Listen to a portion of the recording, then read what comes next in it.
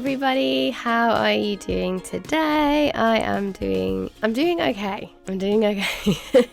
You can probably hear from my voice that I do have a little bit of a sore throat. Oh, look at my nails, by the way. I'm showing you my nails. My husband Jack helped me paint the designs on because I couldn't paint them myself, and I was inspired by these little cute cute little charms that I got, and I found some nail art on Pinterest that I wanted to try, so that's what I did on my nails. But anyway, yeah, I'm not great, so I apologize for my voice in this video if it bothers you. I'm really sorry. I waited as long as I possibly could before recording this voiceover, so I apologize. If it bothers you, then maybe just don't watch this one, or maybe even watch it without the sound. Today we're going to be drawing these little cute Halloween characters. All through the month of October I've been drawing like slightly different every week, like character designs, like costume children in costume designs. And the other day I did this one that you can see that I've sped up now. It's like a little boy in a devil costume. It's very cute, and I was copying this previous illustration that I'd done a few months ago, and I just really liked it, and I wanted to draw again in the same style. So today, as I'd promised I would do a longer video, I decided to do it slowly and in real time so that you could follow along and draw one of these little characters to yourself and put them in your own book. Obviously I'm drawing in the Hobonichi today just to fill up these pages and practice, but you can draw it on whatever you like, obviously. I'm going to be stopping the voice recording at points in this voiceover so I can blow my nose and have a sip of tea, etc. So if it doesn't seem to flow as smoothly as my other videos, then you know why. So starting off with your illustration, what you want to do is, first thing is draw the head. So I like to draw like a slightly squished oval. You can do it either way, so you can do like a horizontal squished oval or a vertical squished oval. I think I went more with a vertical one. I just think it looks cuter one way or the other rather than like a perfect circle. It's like a slightly oval shaped head, so that's what you want to start with. And then I like to draw, so these particular characters, these little boys that I'd drawn, have got these really cute like bowl cut haircuts, and I thought that it framed their face really nicely, so I wanted to keep that with this character as well.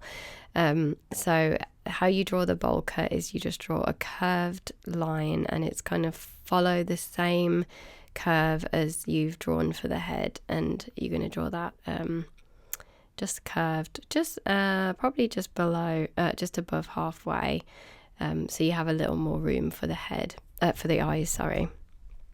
And I definitely will change the shape of this as we go through, so that's not going to be the final shape of the fringe, so it will change a few times. So then you want to draw the ears, and on the right side of the face I have drawn a smaller ear, like a little semicircle, and on the left side of the face I have drawn a bigger ear, and this is because I wanted the character to slightly have his head turned a little bit, and I thought it would add a little bit more character to the illustration if one side was bigger than the other. So I've done exactly the same with the eyes. The eye on the right side is a little smaller and the eye on the left side is bigger, and I've drawn these again as an oval shape because I just think it gives them more character. And then down the middle of the eye I've just drawn a straight line right down the center of each eye, and you can do either way, the eyes facing either way, but I have done the pupils, I've colored them in on the right side because they are looking towards the right, so I feel like that whole body and everything is slightly turned towards the right side. When I say right, I mean us looking at it right side, not the character's right side. Okay, so then for the body, it's almost like a teardrop shape. It's like a squished kind of teardrop shape with no like point on the end is how I would describe it. Kind of like a little acorn shape, I guess. So then we want to add the little gap in the fringe, and the reason that I put this little gap in is that I had a fringe haircut when I was a little girl, and I had a cow's lick in the front of my fringe. Now, I don't know if that is a common term around the world, but that is what we called it. Cow's lick. It's where like your hair grows in a different direction to the rest of the hair, so you end up with like a gap or just like some hair that looks completely out of place, and no matter what you do, you can't get it to go in a different direction. That's the way your hair grows. And I had one right in the front of my in my forehead. So when I had a fringe, I had this huge cow's lick in the middle. And so I've added it into this character's fringe, and I think it adds a lot to the hairstyle itself. Like, it's not like a center parting or anything. It kind of looks like he's got this perfect little haircut, and then there's there's a big gap in the front. I just think it adds a lot of character. So I added the little cow's lick, and it basically just looks like a V shape, but it's slightly curved on the end. You could even say it looks like a tooth or something. So I've added that on the left side above the eye on the left side, and then I also added some more curved shapes, and I just went with the same curve of the head. So on the left side it will curve up towards the left, and on the right side it curves over like on the opposite direction. So just curving in towards the center is how you want those lines to be. And then at the top, I've also done 3 little pieces of hair sticking up, again, like these little cow's licks that you get on your hair. I don't know if it's something you grow out of, but definitely as a child I had it, and that's kind of why I can't have a fringe today. I tried to have a fringe recently, and that's what happened, and it was really annoying. You can't get rid of it. So then I drew the legs, and they're slightly curved inward. I just think it makes them look really cute if they're curved inward. But then both feet are little blobs that are going to be facing the same direction that the character is looking, so towards the right. And then you probably notice I'm just using my eraser every now and again to neaten up those lines, or just decide where I want the line to be exactly. It doesn't have to be perfect because we're going to erase those lines anyway at the end, but it's just so I know where looks best or where I want them to be. So the little mouth and nose is just like a little tiny line, one above the other. And then I was thinking what to do for this character, like what costume should I put this character in, and I decided on a bat. I actually dressed up as a bat a while ago. It's quite a hard costume to wear because you just basically wear black, and then you have to have ears, but so I drew them like this, but actually I just had a look at bat ears, and they actually have very big ears and tiny faces, so it probably would have been better if I drew this character with bigger ears rather than these smaller rounded ones, but never mind. I think you get the idea with the wings. So then I want to draw the headband. So the ears are as if they're on a headband, so it makes it look like a costume. And the way I do that is I just draw one curved line in front of the headband, like in front of the ears, and one curved line behind the ears. And I like to follow the same width in the middle, but then as you get towards the 2 edges, you will taper it off to a point as if the headband is tucked behind the ears. So it kind of just disappears into a point. But as long as you have the same thickness in the middle, then I think that it will look like a headband either way. So yeah, so then I'm also drawing the little inside of the ears. I often see bat ears or costumed ears, and they have like colour on the inside, so that's what I wanted to do with those ones. And then I'm going to draw the bat wings, and again I want to draw whatever is on the left side and make it a little bit bigger than the right side. So the wing on the right side is going to be bigger than the wing on the left side, and I'm just doing like a rainbow curve, and then on the inside I want to do 2 rainbow curves, like literally like an M. So the top of the bat wing is just like a rainbow, and then there's 2 rainbows underneath, or like an M shape if you like.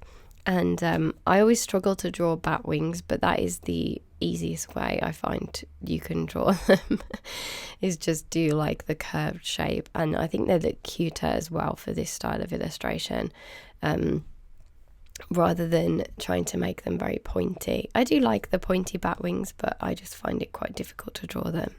Sorry, I am losing my voice. It's awful, isn't it? It's terrible.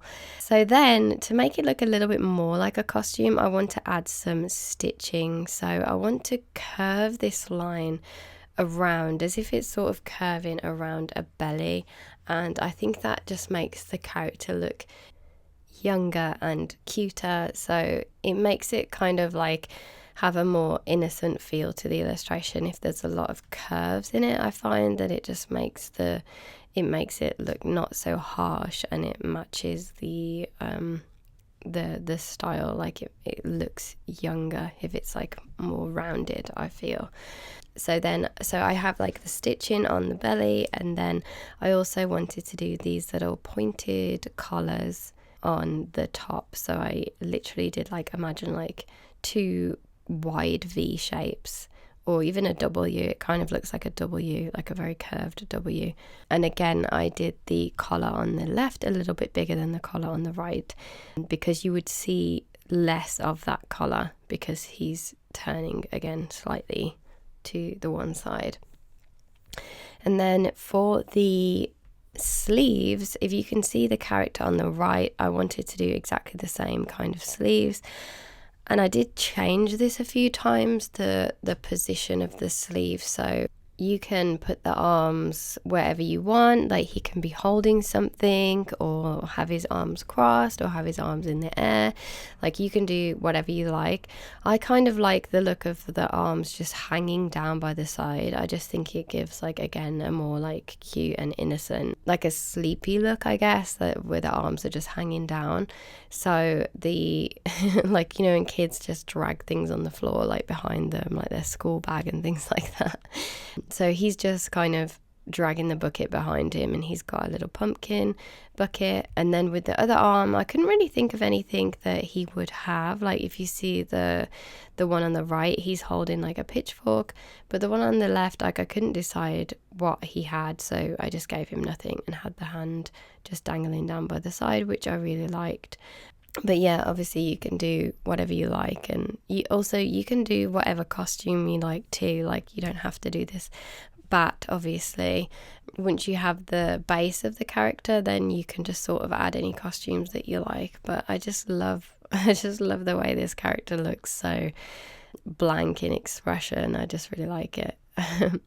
So now I'm going to erase all the pencil, because I just want to use pencil crayon for this. Again, if you were using watercolor, you would probably want to erase most of the pencil, because you don't want it to be seen really. I don't mind if the pencil gets seen a little bit, but sometimes it works as like a barrier. So when you're trying to add color to the illustration, if you have too much pencil on there, then sometimes the crayon doesn't come off very well, if that makes sense. It's better to get rid of the majority of the pencil if you can. So I am using a kneaded eraser, and it looks like I'm rubbing quite hard on the page, but I'm not. I'm very, very gently going around and erasing the pencil as much as I can. Well, not as much as I can. I would like to leave a little bit of an outline so I can see where I want to put the crayon.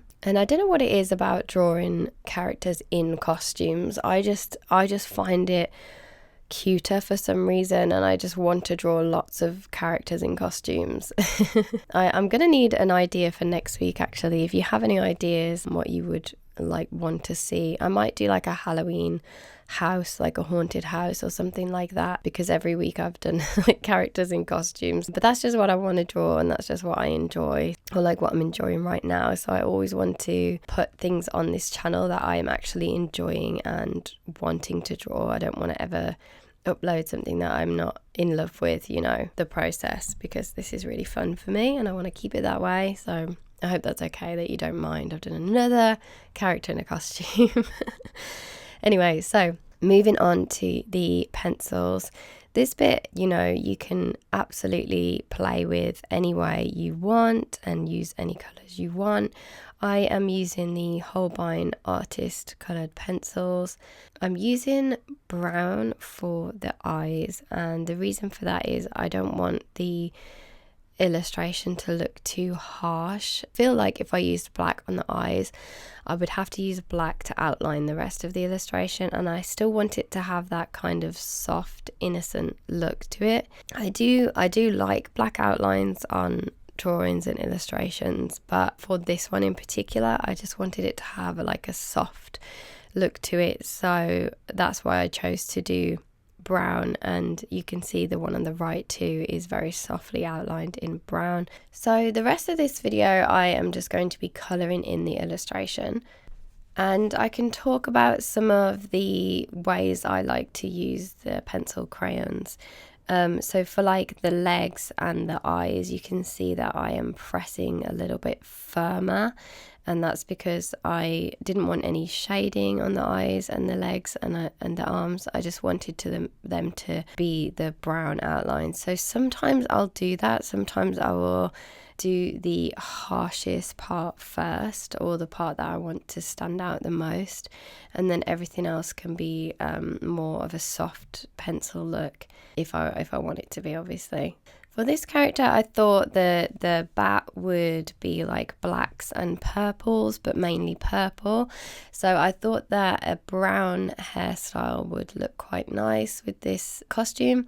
So I decided to do it brown, and I'm doing a very loose outline of the hairstyle in brown. And when I say loose, I mean I'm pressing very softly, not as hard as I was on the eyes and the legs. I've gone to move on to the face now, because that part is going to be quite light compared to the rest of the illustration. I think the hair and the costume will be dark.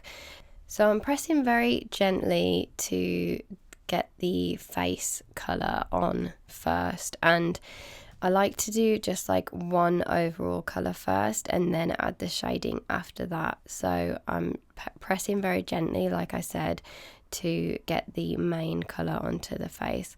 And I had a question before that was, how do I decide what colours to use or what colour palette to use?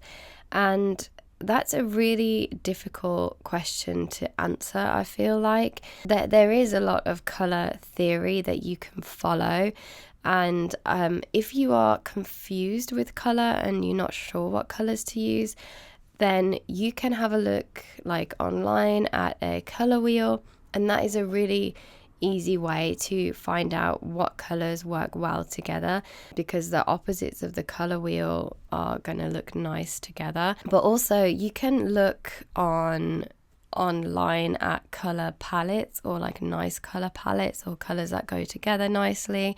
I find that as well, if you look at on Pinterest or something like that, you look at home decor, then people obviously like to use colours that go nice together. So I guess just looking at lots of different pictures and like home decor and clothes as well, like fashion, I guess you just sort of learn what colours look nice together without really having to think about it much.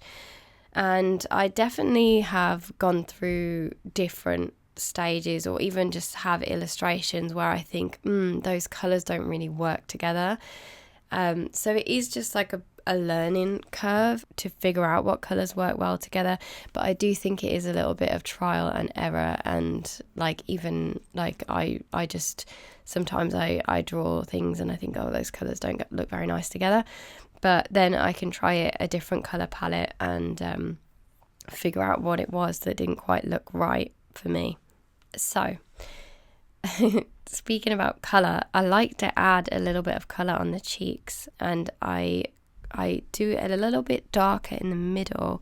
So on the middle of the cheek I add a little bit darker, and then as I'm blending the cheek out, I slowly release the pressure on the pencil, and that gives it a really nice soft blended look for the cheeks. And that's sort of how I do it, and that's the same with the face as well. If you look at the face, then it's a little bit lighter in the middle than it is around the outside, and if you blend around the outside a little bit of a darker colour, then the face will just look more curved. So sometimes I do this, sometimes I like a very flat lay of colour on the face, but often I do like it to look a little bit curved, again because I think it gives that really cute, like childlike look of having like a cute little round face. And then you can see lastly I'm going around with the same brown pencil that I started with, and I'm just defining some of those lines that I want to stand out a little bit more, like in the ears and around the bottom of the chin area. And then again with that same pencil I'm just going to start shading on the hair, and I want the hair to be darker at the top and the bottom, and in the middle I'm going to leave a white space in the middle of the hair. And the reason I want to do that is because it looks shiny. It makes the hair look shiny if you leave a white line in the middle, and I think that's a really good thing to learn in illustration. It's something that I didn't realize for quite a while, like how to do that exactly, but it's a really simple technique and it's very effective. I don't know how well you can see it on this video because like I said, I was drawing quite faintly and using not very much pressure to add the pencil crayon, so you might not be able to see it as well as I'm hoping, but yeah, you can see that I'm doing some lines going up and some at the bottom, and I'm just sort of chopping and changing between those things to give the hair a more like natural look. But hair is not my strong point. It's not something that I'm great at, so I would like to learn more hair techniques, I think. So if you have any hair techniques, let me know. Any advice on drawing hair. But I was really happy with the way this hair turned out. And also around the headband, so I want the headband to have a like slight shadow underneath, just so that you can see that it is sitting on top of the hair. So I drew a more harsh line underneath the headband, and then again blended that out to make it look like it was sitting on top of the hair. I really hope that you're drawing along with this, and if you are, I would really like to see your finished drawings, and you can tag me on Instagram at Jodi Lakin Art, and you can do a hashtag or something, I don't know, no, just tag me, I'll find it. Yeah, I would love to see I'd love to see your versions of this if you want to colour along with me. And like I said before, you can put your character in any costume, whatever you like a little pumpkin or a little ghost or a cat or something. I think a cat would be really cute. Yeah, you can put them in any costume you like. And I don't think I've drawn a bat actually yet this year. Oh, I have already drawn a bat. I forgot. But this is slightly different because he's not wearing it like over his entire face. You can still see the hair, which I like. I love these little headbands. I love the idea that they have all these little headbands. I haven't done a rabbit, I don't think. I could do a rabbit costume. I think that'd be really cute, a little bunny costume. I wonder why I haven't done that yet, actually. I'll have to draw one. I'm inspired. So next on the illustration, I'm outlining the costume part in a violet coloured pencil.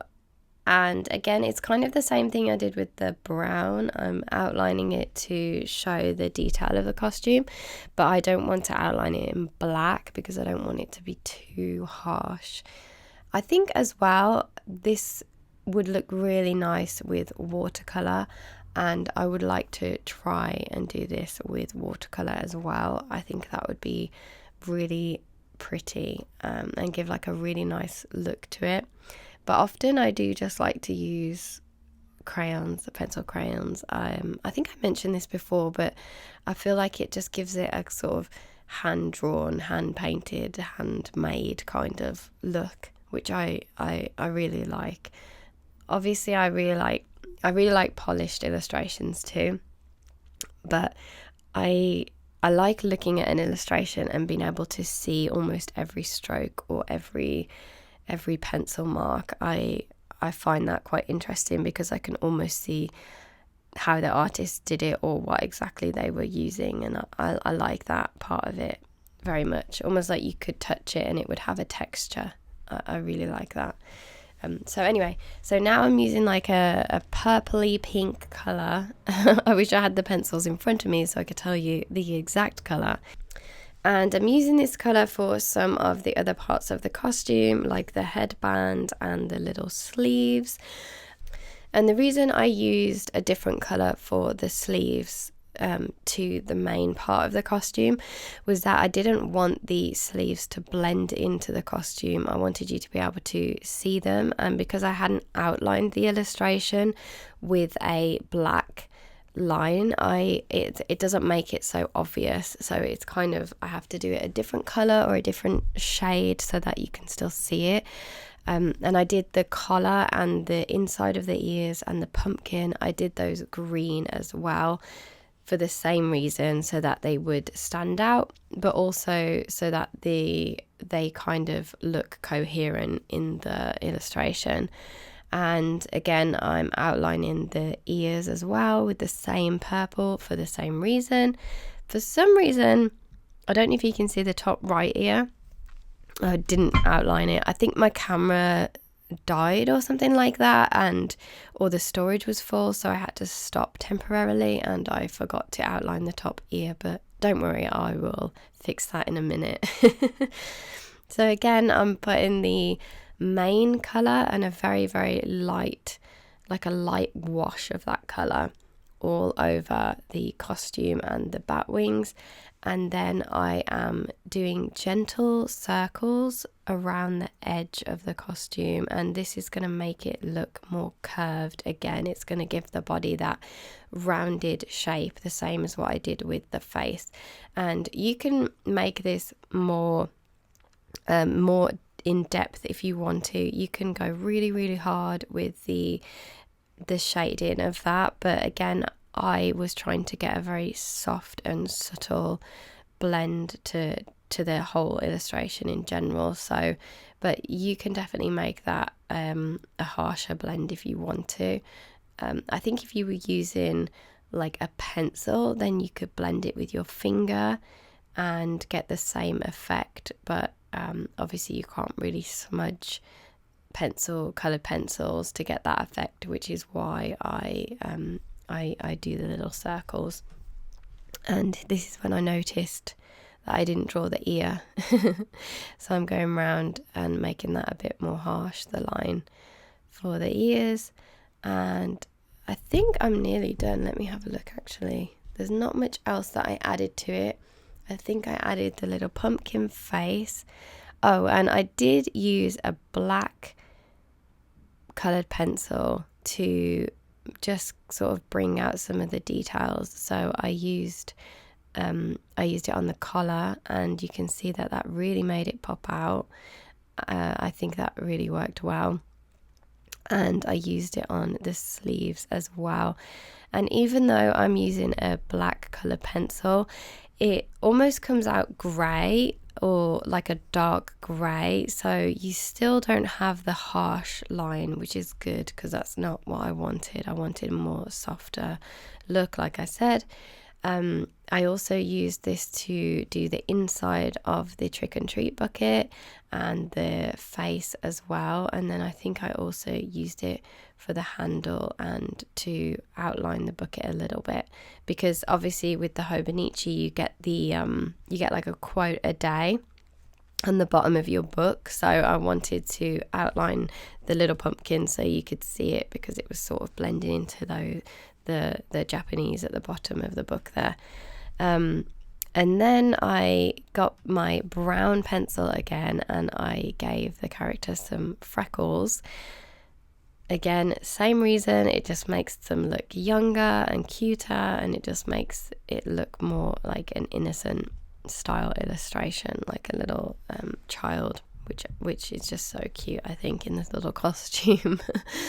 And then I wanted to add a little bit more depth to the hair, so I went in and made those lines a little bit harsher and pressed a little bit firmer with my pencil so you could tell what colour the hair was, because I thought that it looked a little bit grey, which would make the character look older, which is not what I wanted.